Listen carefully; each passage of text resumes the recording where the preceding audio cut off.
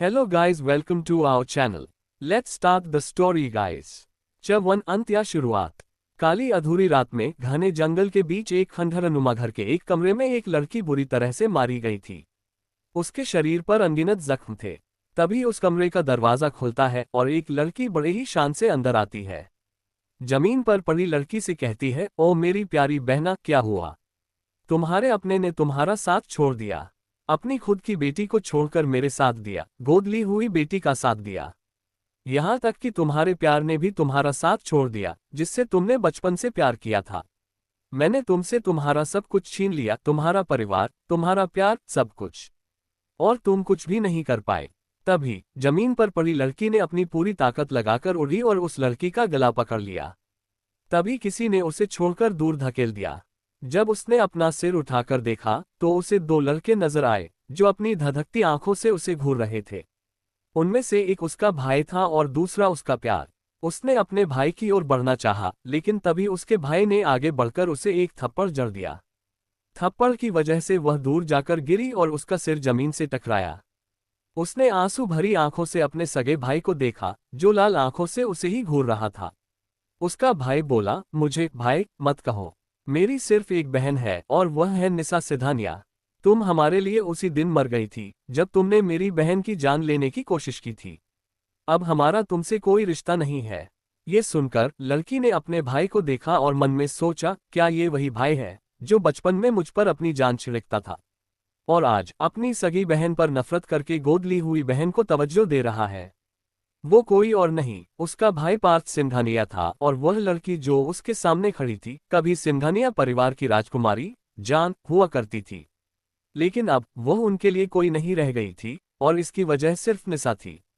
उसी निसा को उसने खुद अपने घर लाया था। जब से निसा आई थी, उसका सब कुछ छिन गया। उसे अपने ही परिवार की नजरों में विलेन बना दिया गया। हद तो तब हो गई जब निसा ने उसके प्यार को भी छीन लिया। जब जान होटल से लौटी तो उससे पता चला कि निसा के साथ उसका वेदू यानी वेद सूर्यवंशी, जो एशिया का सिर्फ बिजनेसमैन ही नहीं बल्कि बिजनेस किंग कहलाता था, उसका हो चुका था। जान को वेदू से बचपन से प्यार था और उससे भरोसा था कि चाहे कोई उस पर विश्वास न करे, लेकिन वेदू हमेशा उस पर विश्वास करेगा कि उसका चरित्र ऐसा नहीं है।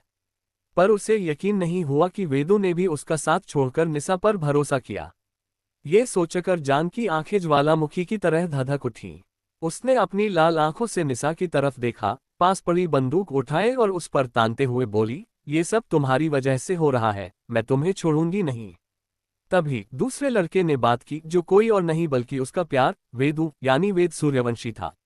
वेद बोला, खबरदार, अगर तुमने मेरी होने वाली बीवी को कुछ किया तो मैं भूल जाऊंगा कि तुम सिंघानिया परिवार की बेटी हो। ये सुनकर श्री उसकी तरफ दर्द भरी मुस्कान के साथ देखती है और बोली, क्या तुम्हें लगता है कि मैं तुम्हारी बात मानूंगी और इसे छोड़ दूंगी? वह निसा की तरफ बंदूक तानती ही थी कि उससे पहले दो गन शॉट्स की आवाज आए। उसी के साथ श्री के मुंह से दर्द भरी चीख पूरे घर में गूंज उठी। उसने उस तरफ देखा जहां से गोली चली थी। एक ओर उसका खुद का भाई खड़ा था और दूसरी ओर उसका प्यार वेद।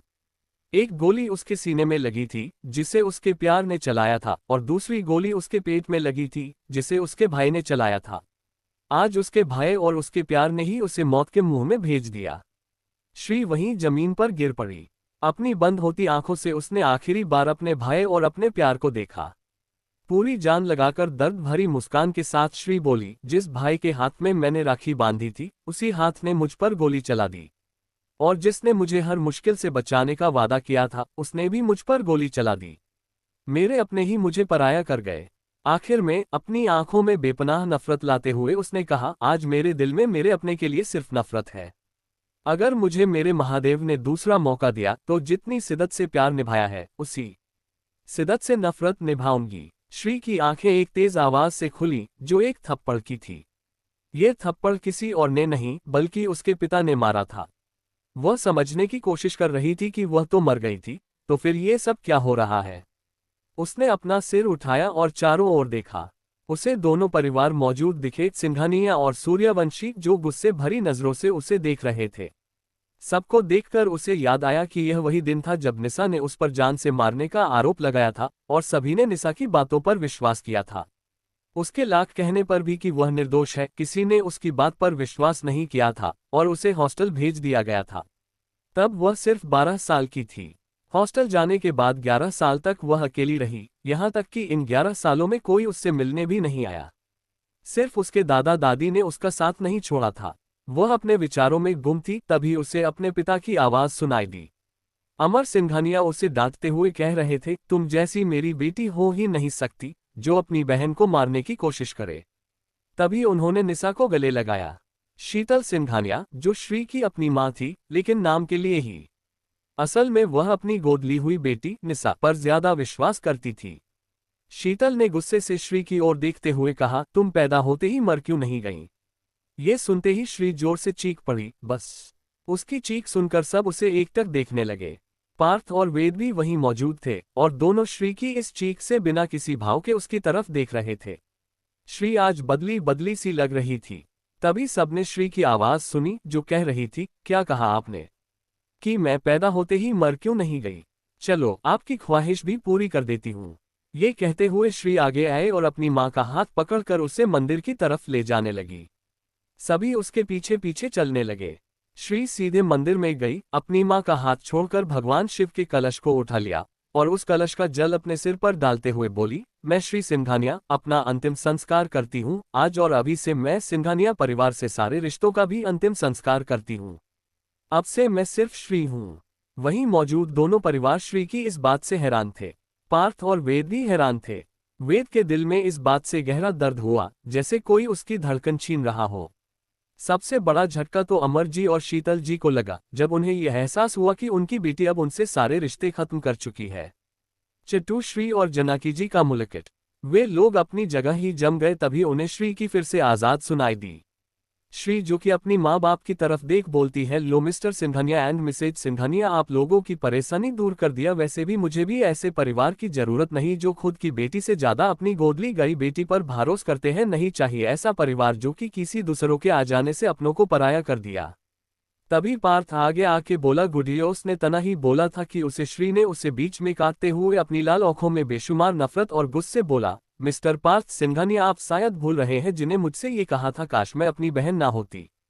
तो अब आप किस हक से मुझे गुडिया बोला? आपकी सिर्फ एक बहन है, वह है निशा सिंघानिया, ना कि मैं। और मुझे ऐसा भाई नहीं चाहिए जो अपनी बहन साथ छोड़कर किसी दूसरे का साथ दे।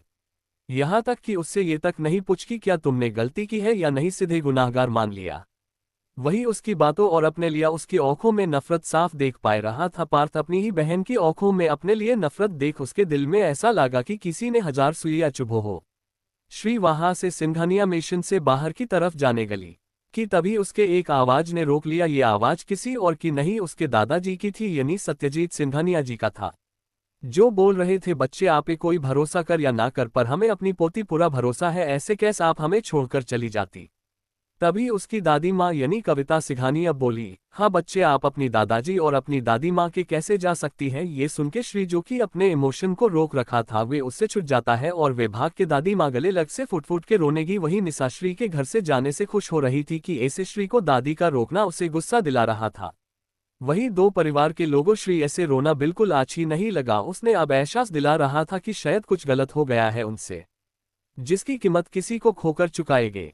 श्री ने अपने आप को संभाल और दादी माँ से दूर हुई, एक हाथ दादी का लिया, दूसरे में दादाजी का और सिर पर रख बोली, दादी माँ, दादाजी, आपको मरी कसम, आप दो को कसम है, आप हमें जाने से नहीं रोकेंगे और आप हमें ना ढूंढेंगे, ना मरे पीछे गॉड्स लगाएंगे। वही उसकी बात सुनकर दादाजी और दादी माँ के आंखों से आंसू झरझर बहने लगे। अब उनके बोलने कुछ नहीं रह गया था कि श्री के कसम में बांध दिया। श्री धीरे से हाथ छोड़कर अपने कदम पीछे लेने लगी और दादाजी और दादी माँ के हाथ से उनकी जान से भी ज्यादा प्यारी पोती का हाथ रेत की तरह छूटने लगा और वे कुछ नहीं कर सकते। श्री ने जी भर के उन्हें देख और फिर तेज कदमों से सिंघानिया मिशन से निकल गई। श्री चलते हुए काफी दूर आ गई थी, तभी उसे महादेव की मंदिर दिखाई देता है। वे महादेव मंदिर की तरफ अपने कदम बढ़ा दिए। सीढ़ियों से ऊपर चलते हुए वे मंदिर में जाके महादेव के आगे अपने हाथ जोड़कर महादेव की प्रतिमा को प्रणाम किया और महादेव को दूसरा देने के लिए धन्यवाद किया। तभी मंदिर के पुजारी जी ने उसके सिर पर हाथ रख कहा, बिटिया, तेरे सिर पे स्वयं महादेव का हाथ है, महादेव स्वदेव तेरे साथ है, तू हमेशा अपने महादेव पर भरोसा करना, तुझे हर मुश्किल से बचाएंगे। हर हर महादेव। Folded hands. कहा और चले गए। श्री ने उन्हें हर हर महादेव कहा, वे भी मंदिर से बाहर निकल गई। तभी उसकी नज़र सड़क के दूसरी ओर गई जहां कुछ बूढ़े एक औरत से उस बच्चा छीन रहे थे। ये देख श्री की आंखों में गुस्सा से भर गया। उसने कदम उस तरफ बढ़े दिए और उनके पीछे एक बूढ़े को एक लात मारकर के गिरा दिया। बूढ़े ऐसे गिरने से चौंक के उस तरफ देखा जिसने उसकी साथी को मार के गिराया था और वे ये देख चौंक गए कि उनके साथी को गिराने वाली एक छोटी सी लड़की है। वे उसे हैरान होकर उसे देख ही रहे थे कि उस सबको श्री की आवाज सुनाई दी जो उस सब से कह रही थी, छोड़ दो उन्हें वरना तुम सब के लिए अच्छा नहीं होगा। ये सुन वे बूढ़े एक दूसरे को देखने लगे, फिर जोर जोर से हंसने लगे। उसमें से एक बूढ़े ने अपने साथियों से कहा, अरे भाई ओ देखो तो कौन आया है इस औरत को बचाने। अरे इसे देख के ही हम डर गए और डरने की नाटक करने और एक दूसरे को देख हंसने लगे। और उस बूढ़े ने कहा, देख छोटी लड़की चुपचाप चली जा, कहीं ऐसा ना हो इनको बचाने के चक्कर में तुझे अपनी जान ना चली जा, इसलिए चली जा यहाँ से वरना तुझे भी नहीं छोड़ेंगे। वही श्री गुस्से से आंखें अंगारे बरस रही थी। उसने गुस्से से अपने गले पर हाथ फेरते हुए किसी साइको की तरह कहा, लगता है तुम लोगों को तुम्हारी औकात दिखानी होगी। वही वे बूढ़े श्री की बात से गुस्से होकर उसे मारने के लिए बढ़े, लेकिन उसे छू भी पाते कि श्री ने जोरदार एक किक उसके मुंह पर मार। फिर क्या श्री ने उस सबको साबुन पानी के धोया। कुछ मिनट नहीं सारे बूढ़े धूल चाट रहे थे। अब ऐसा क्यों ना हो, अरे हमारी श्री अपने पिछले जन्म में एक फाइटर भी थी, उसने फाइटिंग भी सीखी थी। वही वे औरत हैरानी से श्री को देख रही। श्री फिर औरत के पास गई और उससे पूछा, क्या आप ठीक है। उसकी आवाज सुन के उस औरत को होश ने आई और श्री की तरफ एक मुस्कान के साथ कहा, बच्चे अपने तो हमारे बच्चे को बचा लिया, धन्यवाद बेटा। और उसके सिर पर प्यार से हाथ फेरा। उनकी प्यार भरा स्पर्श से उसकी आंखें कुछ पल के लिए बंद होगी। तभी वहां गाड़ियों की रुकने की आवाज सुनाई दिया। श्री ने देखा 3 से 4 गाड़ियां दिखानी जिसमें 3 गाड़ियों से बॉडीगार्ड निकले और बीच वाली गाड़ी का दरवाजा जल्दी से खोला जिसमें एक आदमी निकला जो शायद 34 से 35 साल के थे। वे जल्दी से उसे औरत के पास आए और उन्हें गले लगाते हुए कहा, जानकी आप ठीक है ना और हमरे शिवू ठीक है ना।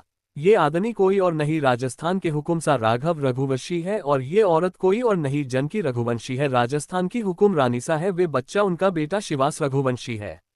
जानकी जी ने कहा, अरे हुकुम सा शांत हो जाइए, हम ठीक है, हमें कुछ नहीं हुआ, इस बच्ची ने हमें बचा लिए। ये सुन राघव जी श्री की तरफ देखा, उसे देखकर हैरान होकर कहा, बच्चे अपने हमारी पत्नी को बचाया, क्या आपको डर नहीं लगा कि आपको चोट लग जाएगा।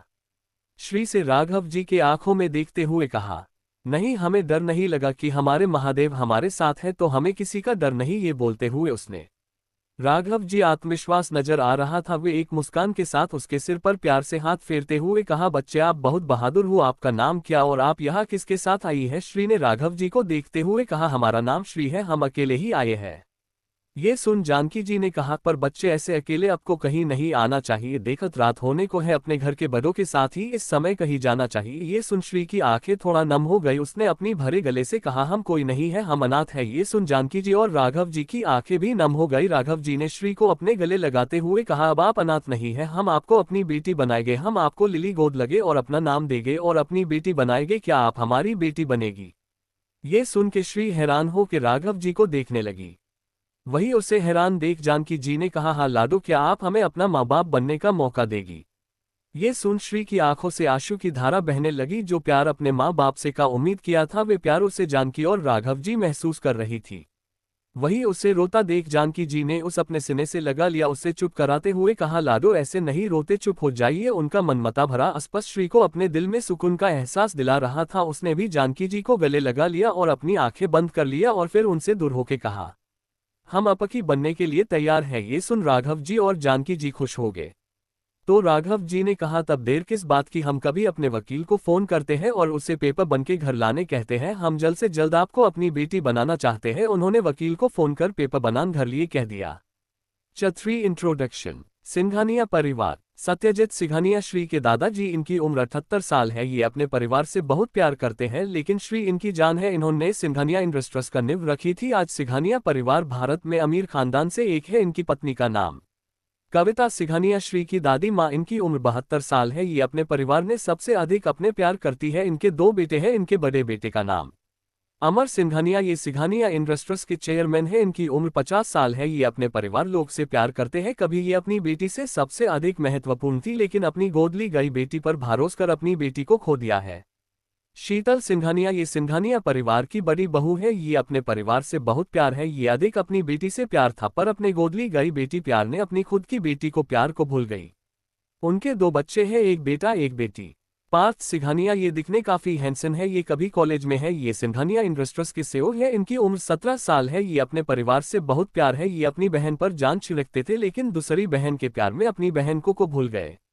हमारी हीरोइन श्री सिंघानिया गोरा बेदाग चेहरा, उस पे गैलरी नीली आंखें, छोटी सी नाक, चेरी जैसे होठ, उस पे होठ के ठीक नीचे एक तिल काले घने बाल जो कि कमर तक आते हैं। उम्र 12 से 13 साल है। ये बिल्कुल आसमान से उतरी परी जैसी है।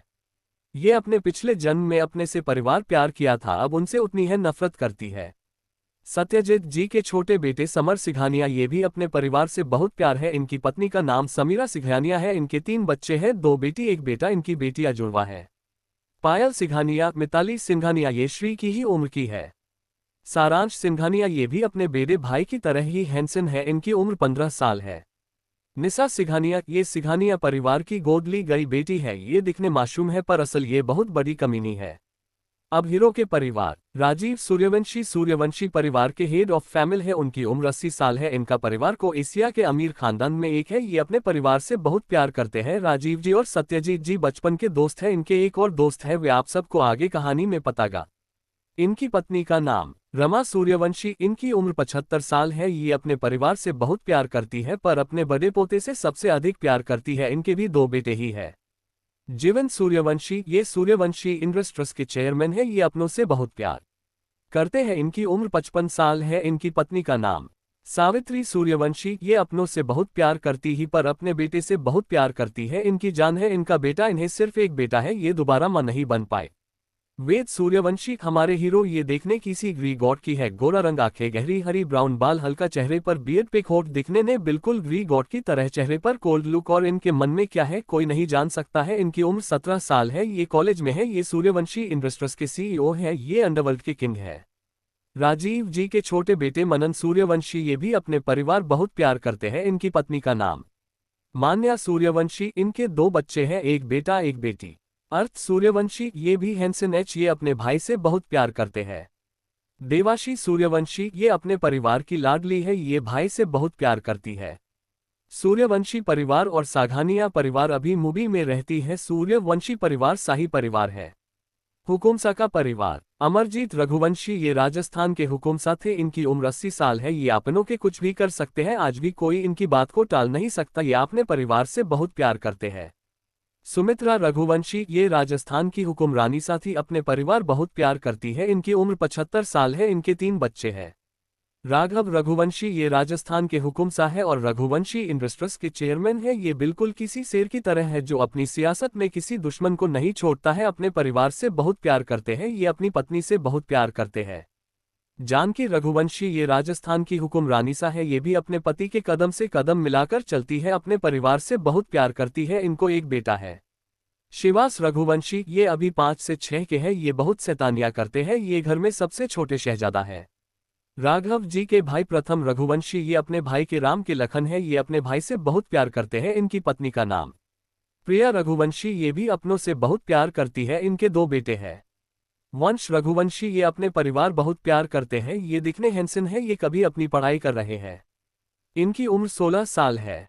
अबीर रघुवंशी, ये काफी हैंडसम है। ये अपने कॉलेज के लास्ट ईयर में है। इनकी उम्र 18 साल है।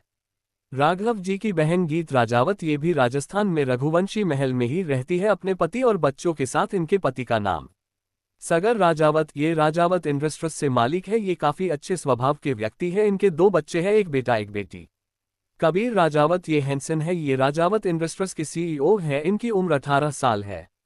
सौम्य राजावत, ये काफी चुलबुल लड़की है। ये बिल्कुल गुड़िया जैसी है, हमेशा मस्ती करती रहती है।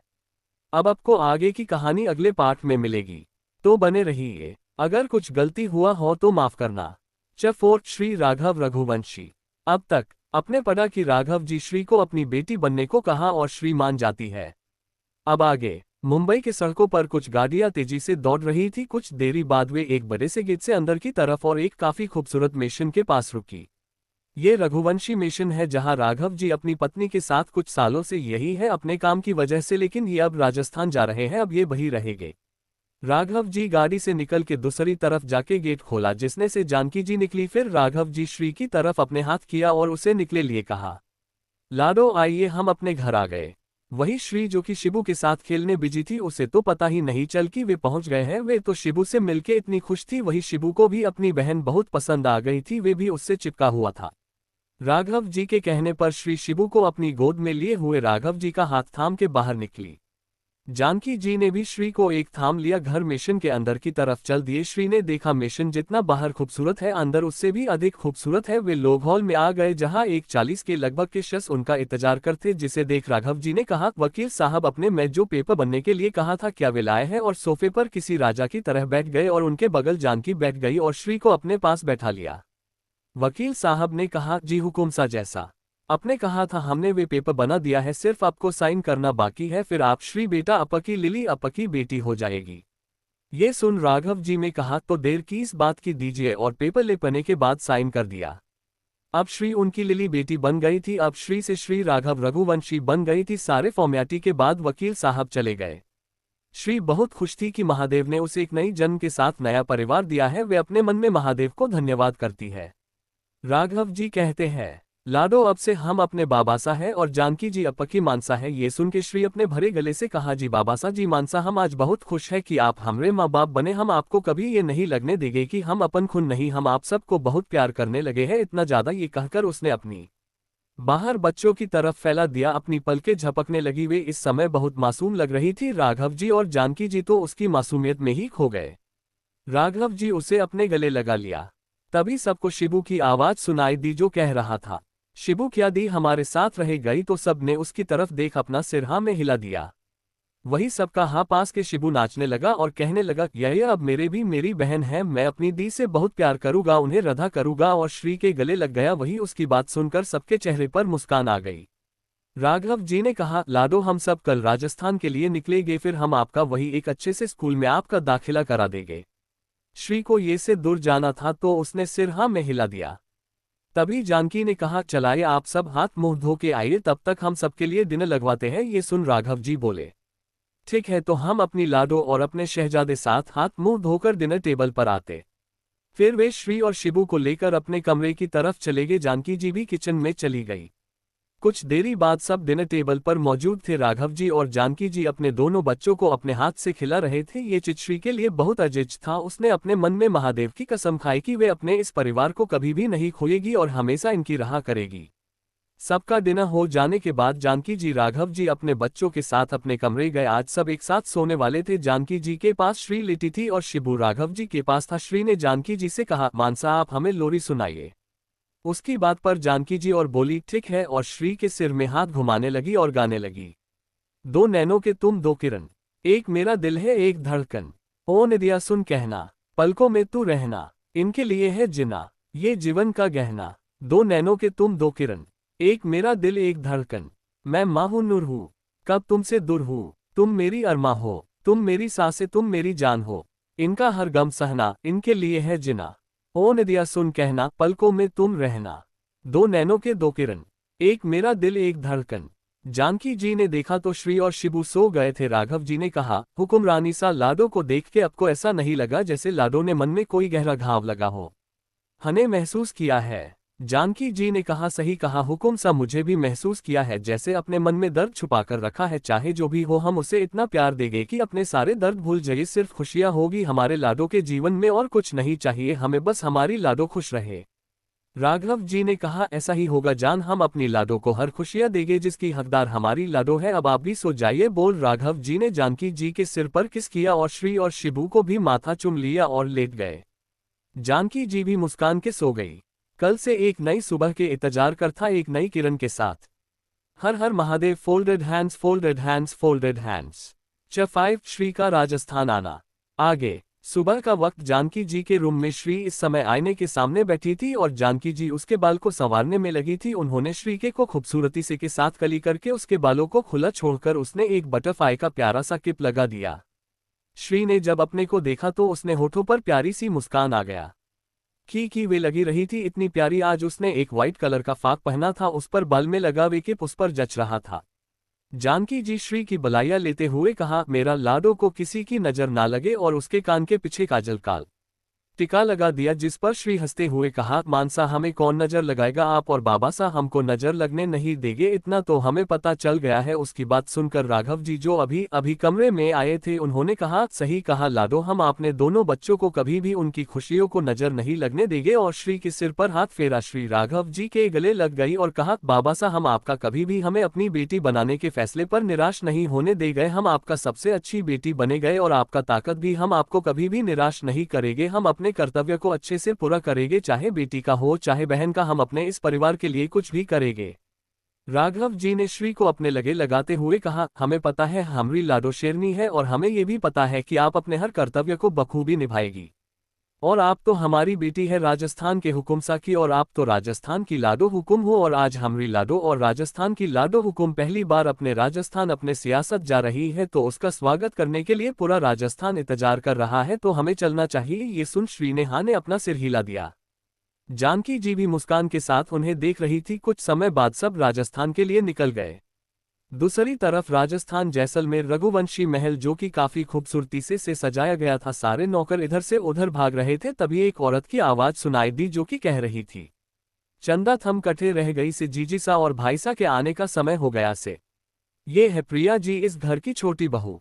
चंदा ये है राणा जी की पत्नी जो कि राघव जी के असिस्टेंट है। चंदा ये पर सबका ख्याल रखती है। वे प्रिया जी के पास आके बोली, अरे छोटी बहुरानी सा थम काहे को परेशान हो रही से, सब हो गया से, तैयारी हो गई से, बस हुकुम सा और हुकुम रानी सा के आने का इंतजार से। तभी वहां पर सुमित्रा जी आते हुए कहा, चंदा आपको हमने एक कमरा तैयार करवाने के लिए कहा था। राघव ने कहा था हम महल में एक राजकुमारी को लेके आ रहे हैं, हम चाहते हैं उनका कमरा बिल्कुल राजकुमारी की तरह होना चाहिए। वही राजस्थान के सड़कों पर 7 से 8 गाड़ियां तेजी से दौड़ रही थी। कुछ समय बाद वे गाड़ियों का काफिला रघुवंशी महल के बड़े से दरवाजे से अंदर पहुंची और महल के दरवाजे पर रुकी। तभी एक नौकर अंदर जाके बोला, बड़ी हुकुम रानी सा, हुकुम सा और हुकुम रानी सा आ गए हैं। वही शान से सोफे पर बैठे अमरजीत जी बोले, रानी सा चलाए हम सबको हमारे महल के राजकुमारी का स्वागत करना, हम उन्हें देखने के लिए जब से उसके बारे में राघव ने हमें बताया है तब से उन्हें देखने के लिए इंतजार कर रहे हैं। ये सुन के सबने हाँ ने अपना सिर हिला दिया कि उन्हें देखने के लिए वे भी बेकरार थे। वहां पर सभी मौजूद थे। सब लोग महल के वार पर आ गए जहाँ राघव और जानकी जी शिबू को लिए खड़ी थी, और वही सिर्फ उस तीनों लोगों को देख के राघव जी की बहन ने कहा, भाई सा हमरी लाडो कहाँ है जिसके बारे में आपने हमें बताया था। ये बोल वे इधर उधर देखने लगी। सभी ने भी इधर उधर देखने लगे। तभी राघव जी मुस्कान के साथ कहा, ये रही हमरी लाडो। श्री राघव रघुवंशी और उस सब के सामने से हट गए। उनके हटते ही सबको एक बिल्कुल किसी प्रिंसेस की तरह एक लड़की दिखी। सबको तो वे एक परी लग रही थी। वही श्री सभी को अपनी नीली आंखों से मासूमियत से देख रही थी। अमरजीत जी ने कहा, रानी सा हमारी लाडो का आरती कीजिए कि इन्हें यही विदारक पर खड़े रखना है। ये सुनकर सामित्रा जी ने कहा, जी बिल्कुल, हम तो आरती क्या इनकी नजर भी उतारेंगे। फिर उन्होंने श्री का आरती कर नरज उतारा और सब अंदर हाल में आ गए। अमरजीत जी बोले, लाडो आप हमारे पास आइए, हम आपको अपन परिवार से मिलाते हैं। ये सुनकर श्री ने राघव जी की ओर देखा तो राघव जी ने उसे हाँ का इशारा किया। श्री भी उनका हाँ सुन के अमरजीत जी के पास जाके बैठ गई। अमरजीत जी ने उसके सिर पर हाथ फेरते हुए कहा, लाडो हम अमरजीत रघुवंशी है आपके दादा सा, और ये है सुमित्रा रघुवंशी आपकी दादी सा। उन्हें ने दादी सा की तरफ इशारा करते हुए कहा, फिर अपने छोटे बेटे की तरफ इशारा कर कहा, और ये अपन चाचा सा है प्रियतम रघुवंशी। फिर प्रिया जी को दिखाते हुए कहा, और ये है आपकी चाची सा प्रिया रघुवंशी, और अपनी बेटी को दिखा के बोले, और ये है आपकी बुआ सा गीता राजावत, और ये है आपके फुफासा सागर राजावत। श्री ने अपने बड़ों का पैर को छूने के लिए उनके पास गई, पर किसी ने उसे पैर को छूने नहीं दिया। सबने उसे अपने सीने से लगा लिया और कहा, लाडो आप तो हमरे महल की लक्ष्मी है, और सीने से लगा दिया।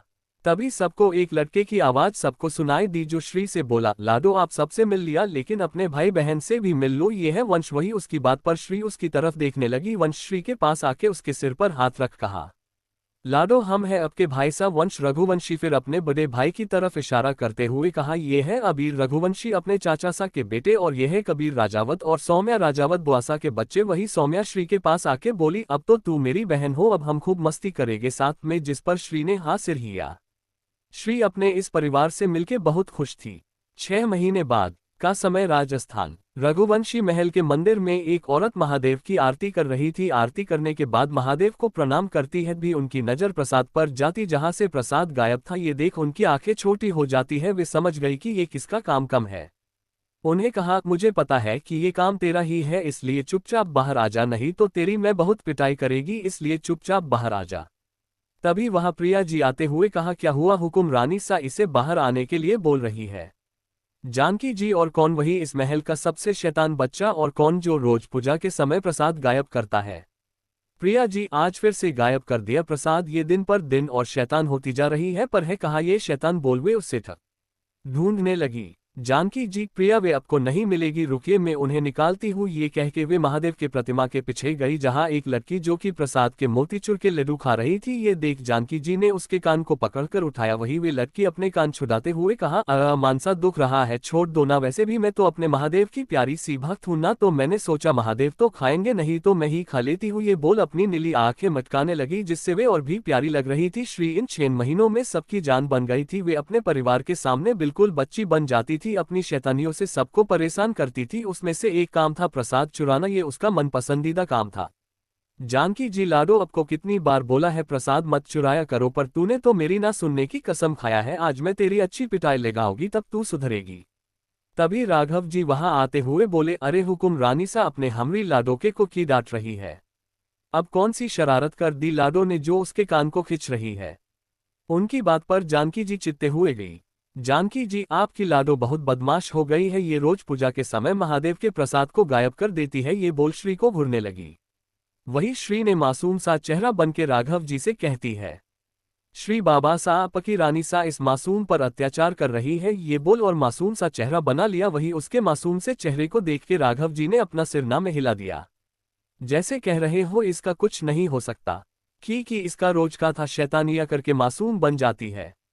राघव जी, अच्छा ठीक है, अब लाडो ऐसा नहीं करगी कि लाडो, जिस पर श्री ने जल्दी से अपना सिर हाँ में हिला दिया। जानकी ने उसे घूर के देखा, फिर उसके कान छोड़ दिया।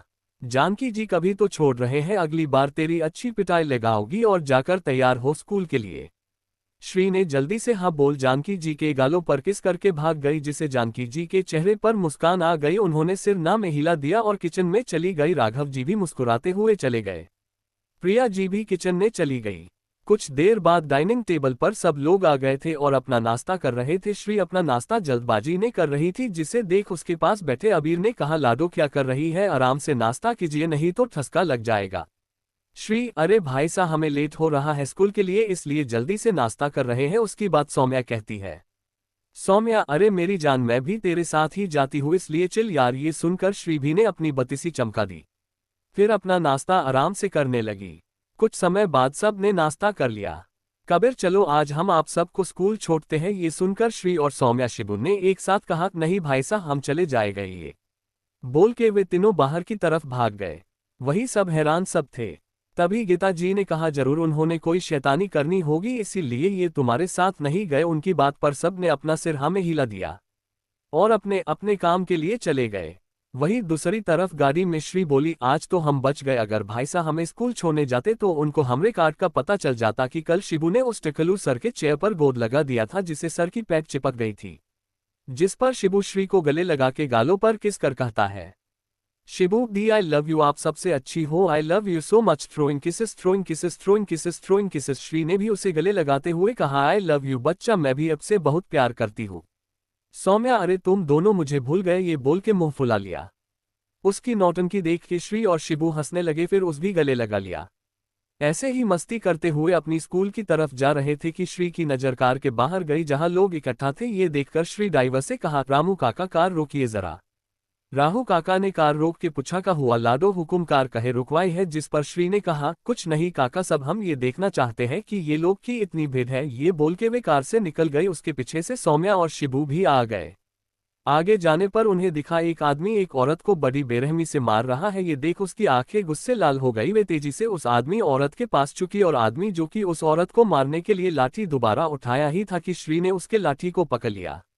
वही सबकी नजर श्री पर गई तो सब ने अपना सिर झुका लिया कि सबको पता चल गया था कि श्री उनकी लाडो हुकुम है। वही वे आदमी पीछे मुड़ के श्री को दे बोला, ए छोरी छोट लाठी, वरना थाने लिए ठीक ना होवेगा। वही उसकी बात से श्री का फेस और भी कठोर हो गया। उसने उस आदमी को गुस्से देखकर उसके हाथ से लाठी छीनते हुए कहा, तेरी इतनी मजाल कि तू मारे सियासत में औरत पर हाथ उठाएगा। ये बोल के उसी लाठी से उस आदमी की कुटाई करने लगी। श्री, ये मारे बाबासा की सियासत है, यहाँ औरत का सम्मान किया जाता है ना कि अत्याचार। और थाली इतनी हिम्मत से कि तू हमारी सियासत में औरत पर अत्याचार कर, आज मैं थाने को नर्क के दर्शन ना करना तो मारा नाम श्री राघव रघुवंशी ना से और राजस्थान की लाडो हुकुम ना से। ये बोल उसे मारने लगी। वही वे आदमी ये सुन कि श्री कौन है, उसकी हालत खराब हो गई कि उसने सुना था कि राजस्थान की लाडो हुकुम सिर्फ उम्र से छोटी नहीं, तो वे जब से राजस्थान आए हैं उसे गलत करने वालों से बहुत नफरत है। वे अपने बाबासा के सियासत में अत्याचारियों को बेरहमी से मारती है। उसे आए सिर्फ 6 महीने ही हुए हैं पर फिर भी उसे सब लाडो हुकुम कहते हैं। वे बहुत ही कुर बन जाती है उन अत्याचार करने वाले के लिए। 7 सपना यह हकीकत और 7 साल बाद अब तक श्री ने उस आदमी को सांस देती है।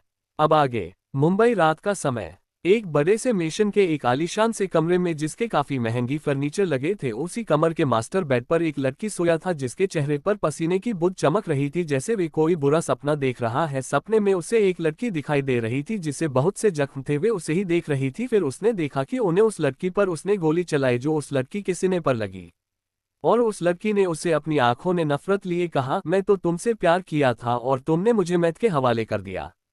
मैं तुमसे बेइंतहा मोहब्बत किया था पर अब इस दिल में सिर्फ नफरत होगी, बेइंतहा नफरत होगी। मैं तुमसे बहुत नफरत करती हूँ वेदु। उसी के साथ वे एक चिक के साथ उठा चेरी और तेजी से सांसें अलने लगा। ये कोई और नहीं, हमारे हीरो है वेद सूर्यवंशी। वेद अपने आप को शांत करते हुए अपना सिर बेड के किनारे लगा लिया और एकटक सीलिंग और देखने लगा और सोचने लगा कि जब से श्री ने घर को छोड़कर गई है तब से ये अजीब सा सपना आता है कि उसने श्री पर गोली चलाई और उसका मरना ये उसे ही दिख रहे हैं। और यही नहीं, वे छोटी श्री नहीं, श्री का उम्र भी उससे 23 या 24 साल लग रही है, लेकिन अभी तो श्री 13 या 14 साल की है। तो उसे ऐसा सपना क्यों आता है? वेद को इन 6 महीनों ने उसके इस सवाल का जवाब नहीं मिला। वे अभी भी सीलिंग को घूर रहा था। उसने श्री के बारे में सोचने लगा कि उसने श्री को कितना ढूंढने की कोशिश कर रहा है पर अब तक श्री नहीं मिली। वे अपनी चेरी को अपने पास चाहिए था। वेद अब और ज्यादा गुस्सैल हो गया था। वे हमसे बेचैन रहता था, वे रात को सो भी नहीं पाता था। जब भी सोता है उससे ये सपना आता जिसे देख उसका दिल बेचैन होता है। उसे पता नहीं कि ये सपना है या हकीकत, पर उसका ये सपना उसे हकीकत लगता था, जैसे उसने ये पल जिया हो और उसने सच ने अपनी चेरी पर गोली चलाई हो। ये सोच के ही उसका रूह कांप जाता है। उसने सोच लिया था कि इस सपने की हकीकत जान के रहेगा। 7 साल बाद लंदन, सुबह का वक्त। 30 माले की इमारत जिसके ऊपर लिखा था रघुवंशी फैशन इंटरनेशनल कंपनी, उसी के 30वें फ्लोर पर एक लग्जरियस केबिन में हेड चेयर पर एक 21 साल की लड़की बैठी थी। इसने बैक कलर का फॉर्मल कपड़े पहने थे, उसकी बाल खुले हुए थे जो उसके कमर तक आ रही थी। उसकी गहरी नीली आंखें जो इस समय फाइल में गड़े थे, उसके चेहरे पर कोई भाव नहीं था, तभी उसकी खूबसूरत में कोई कमी नहीं था। वे फाइल पते हुए काफी हसीन लग रही थी। ये कोई और नहीं हमारी श्री है और ये कंपनी श्री की थी जो उसने अपने दम पर खड़ी किया था। श्री की कंपनी दुनिया के नंबर 1 कंपनी में से एक थी। श्री बिजनेस क्वीन के नाम से जानी जाती है पर किसी ने बिजनेस क्वीन को देखा नहीं है, सिर्फ कुछ लोग ही उसकी इस आइडेंटिटी को जानते हैं, जैसे उसका परिवार और उसके दोस्त। यही नहीं, श्री अंडरवर्ल्ड की क्वीन भी है जिसे लोग मैथ की देवी कहते हैं और हार्टलेस क्वीन कहते हैं। तभी केबिन का गेट खुला और उसी के साथ 2 लड़के 2 लड़कियां अंदर आए। ये कोई और नहीं श्री के दोस्त है और उसमें से एक लड़की सौम्या है और उसके जो 2 लड़के और एक लड़की है वे उसकी और श्री के दोस्त है। उसमें जो लड़की थी उसका नाम है रावी शर्मा। ये एक अनाथ है, इसके लिए इसके दोस्त इसकी जान है। ये अपने दोस्तों के साथ रहती है, दिखने बहुत प्यारी है। गेहुआ रंग, काली आंखें, गुलाबी होठ, काले भूरे बाल जो उसके कंधे से थोड़ा सा नीचे तक, स्वभाव के बातूनी, ये बहुत बोलती है। ये श्री की असिस्टेंट है। करण कपूर, ये कपूर खानदान के बेटे हैं, इनका भी परिवार अमीर ने आते हैं। ये कपूर कंपनी के सीईओ है। ये दिखने में हैंडसम है, ये भी अपने दोस्त पर जान देते हैं। इनका स्वभाव शांत है। सिद्धांत ओबरॉन खानदान के इकलौते वरीस है। ये भी हैंडसम है, किसी चॉकलेटी बॉय की तरह। ये भी चुलबुले किस्म के व्यक्ति है। ये भी अपने दोस्तों पर जान छिकते हैं। ये 5 दोस्त एक दूसरे की जान है। सौम्या, यार जान, कभी तो इन फाइलों को छोड़कर हम सब पर भी ध्यान दे दिया करो। चलो ना आज पब चलते हैं। जिस पर श्री उनकी तरफ देखने गली। श्री, मुझे कहीं नहीं जाना, मुझे बहुत से काम है, और अपना काम करने लगी। ये देख के चारों ने एक दूसरे को देखा और कुछ इशारों ने एक दूसरे से कहा और श्री के चेयर के पास आ गए।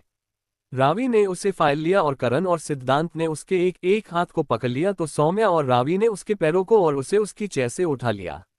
अब हालत ये थी कि वे चारों उसे उसके हाथ पैर को पकड़कर उसे झूला झूला रहे थे। श्री चिल्लाने लगी, श्री कमीनों, छोड़ो मुझे वरना मैं छोड़ूंगी नहीं तुम सबको। ये सुन के चारों ने कहा, हम तुझसे डरते थोड़ी है, अब बोल चले गई या हम ऐसे ही तुझे ले चले। ये बोल के वे सब उससे वैसे ही लिए बाहर की तरफ चल दिए। ये देख के श्री बोली, ओक मैं चलेगी, मुझे छोड़ दे, नहीं तो सब मेरे बारे में क्या सोचेंगे। ये बोल के उसने अपना चेहरा मासूम सा बना लिया। श्री सिर्फ अपने परिवार या दोस्तों के लिए ही मासूम थी और सब के लिए वे हार्टलेस ही थी।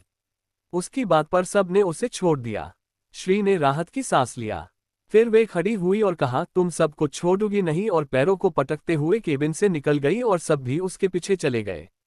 8 सूर्यवंशी और सिंघानिया परिवार का राजस्थान आना। अब तक श्री अपने दोस्तों के साथ पब जाती है। अब आगे राजस्थान। सुबह का समय। रघुवंशी महल। जानकी जी महादेव का पूजा करके धूप को पूरे महल में घुमा रही थी, तभी सुमित्रा जी उन्हें आवाज देती है। सुमित्रा जी, जानकी बहू अपने सभी तैयारियां करा दिया ना। जानकी जी धूप को मंदिर में रख के महादेव को प्रणाम करती है और सुमित्रा जी के पास आके कहती है, जानकी मानसा, हमें सभी तैयारियां कर दिया है, सबके लिए कमरे भी तैयार करा दिया है।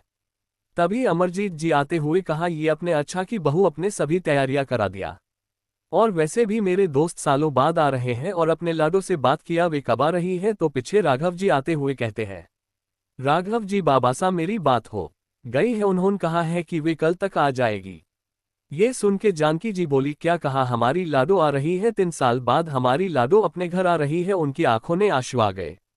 ये देख के राघव जी कहते हैं, राघव जी हुकुम रानी सा, इसने रोने की क्या बात है, लाडो हमसे दूर की थी, ये सब जानते हैं। आज जो हमारी लाडो जिस मुकाम हासिल किया है, लोगों को वे मुकाम हासिल करने में सालों लग जाते हैं। हमें तो अपनी लाडो पर रगब है कि वे हमारी लोडो है। और मैंने आप सबसे एक बात करनी है, अब सबको हाल ने बुलाए, हमें सबसे बात करनी है। जानकी हुकुम सा हम सभी को बुलवाते हैं और सबको बुलाने के लिए एक नौकर से कह दिया। कुछ समय बाद सब लोग आ गए। राघव जी, आप सबसे को तो पता है कि कुलदेवी की पूजा 10 साल बाद होती है, उसमें हुकुमसा के पहली संतान वे पूजा करती है। वही पूजा इस साल नवरात्रि से शुरू है, जो 9 दिनों तक चलेगा। मैंने ये फैसला लिया है, ये पूजा हमारी लाडो करगी। हमने उन्हें अपनी पहली संतान माना है, तो ये अधिक उनका है, इस पूजा में बैठने का हक है। अमरजीत जी, आपने बिल्कुल सही फैसला लिया है, ये हमारी लाडो का हक है। उनकी बात पर सब ने हाँ कहा और सुमित्रा जी कहती है, सुमित्रा जी, ये तो बुच्छी बात है, जानकी महागुरु से बात के बाद दीजिएगा कि ये पूजा हमारी लाडो करेगी। और कल हमारी लाडो आ रही है, हमारे महल की जाना रही, पूरे महल को सजा दीजिए। कबीर दादी सा, आप परेशान ना हो, हम अपनी लाडो का अच्छे से स्वागत करेंगे। हमारी लाडो 3 साल बाद अपने सियासत आ रही। वंश, सही कहा भाई सा, हमारी जान आ रही है, स्वागत तो बनता है। शिबू, यह दिदू आ रही है, अब हम खूब मस्ती करेंगे। और नाचने लगा, सब हंसने लगे। अमरजीत जी, कुछ समय में मेरे दोस्त अपने परिवार के साथ आ जाएंगे और वे पूजा के बाद ही जाएंगे। जानकी बहू, सबके रहने का व्यवस्था हो गया है ना? जानकी बाबा सा, सब हो गया है। तभी सभी को बाहर गाड़ियों के रुकने की आवाज सुनाई दिया। तो जानकी जी ने कहा, लगता है सब लोग आ गए। सब बाहर की तरफ चले दिया। आके देखा तो बहुत सी गाड़ियां थी। कुछ गृह ने गाड़ी का गेट खोलते हैं, जिसमें से सूर्यवंशी परिवार और सिंघानिया परिवार उड़ता है। आपको बातें देखी। अमरजीत और राजीव और सत्यजीत जी बचपन के दोस्त हैं और राजीव सूर्यवंशी प्रतापगढ़ के राजा हैं। अब कहानी ने आगे। अमरजीत जी आगे आके बोले, यरो सालों बाद तो मिल रहे हैं, गले तो मिलो। राजीव जी और सत्यजीत जी अमरजीत जी के गले लगे। फिर सबसे मिलाते हैं। वेद भी आया था अपने परिवार के साथ, यहाँ आते ही उसे दिल जोरों से धड़कने लगा। उसे ऐसा लगा कि अपना यहाँ है। जानकी जी, सब लोग अदर चलिए, मिल मिलाना होता रहेगा। जानकी जी के कहने पर सब अंदर आगे हाल में बैठ गए। राजीव जी, यार बहुत साल बाद तो राजस्थान आया हूँ, मैं अपने परिवार से मिलाता हूँ, ये मेरा बड़ा बेटा और बहू हूँ जीवन सूर्यवंशी और सावित्री सूर्यवंशी, ये है मेरा छोटा बेटा मनन सूर्यवंशी और मान्या सूर्यवंशी। इन लोगों ने सबको नमस्कार किया। और ये है मेरा बड़ा पोता वेद सूर्यवंशी और मेरी छोटा पोता अर्थ सूर्यवंशी और ये मेरी पोती देवाशी सूर्यवंशी है। इन लोगों ने बड़ों के पैर छूकर आशीर्वाद लिया।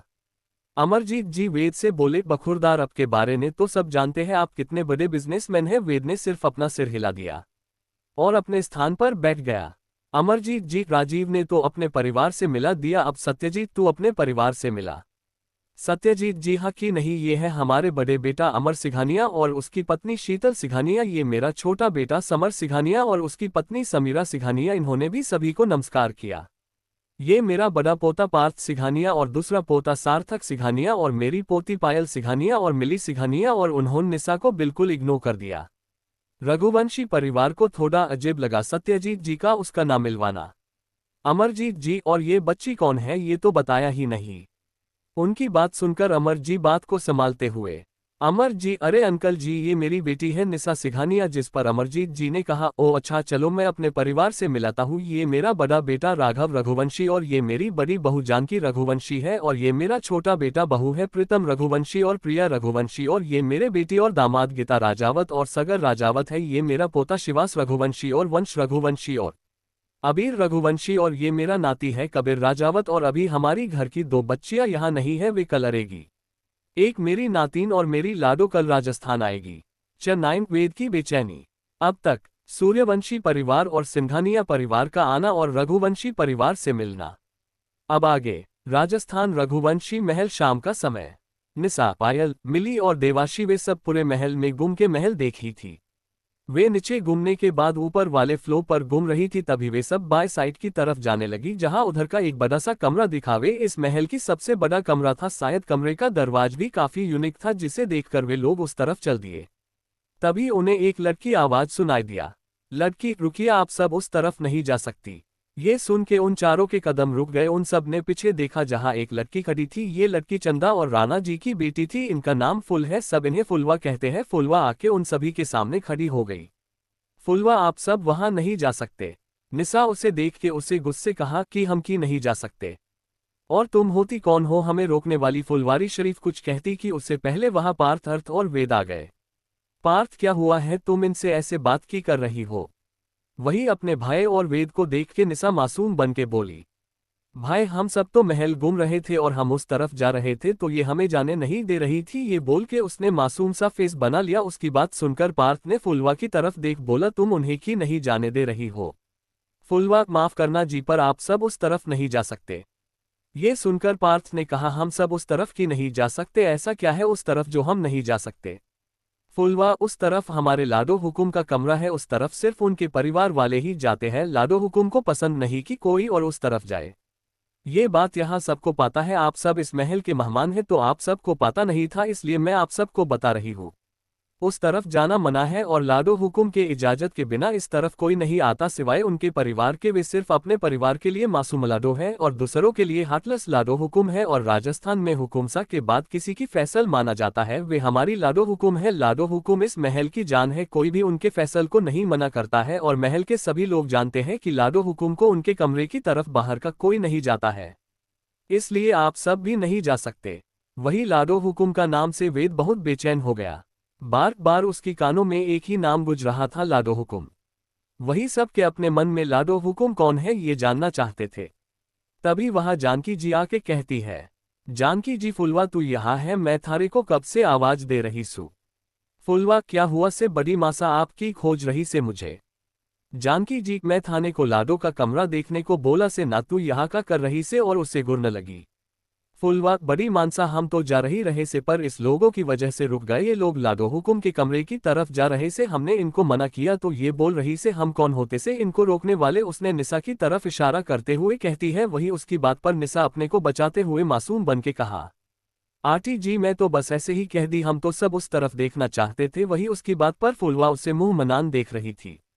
जानकी जी, माफ करना बेटा, पर आप सब उस तरफ नहीं जा सकते, क्योंकि मेरी लाडो को पसंद नहीं कोई और उस तरफ जाए। वहां सिर्फ हम सब ही जाते हैं, और जो चीज मेरी लाडो नहीं चाहती वे हम किसी को करने की इजाजत नहीं देते हैं।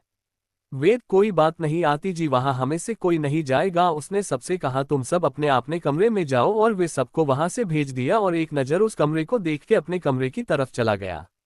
उनके जाने के बाद फुलवा और जानकी जी भी अपने काम के लिए चले गए। रात का समय, डिनर टेबल। सब लोग अपना डिनर कर रहे थे। राघव जी, कल लाडो के आने की खबर पूरे राजस्थान पता चल गया है। सब उसके आने के खुशी ने सब पूरे राजस्थान को साज रहे हैं, क्योंकि उनकी लाडो हुकुम जो 3 साल बाद आ रही है। कल हमारा महल भी फुला से दुल्हन की तरह सजेगा, कोई भी कमी नहीं चाहिए।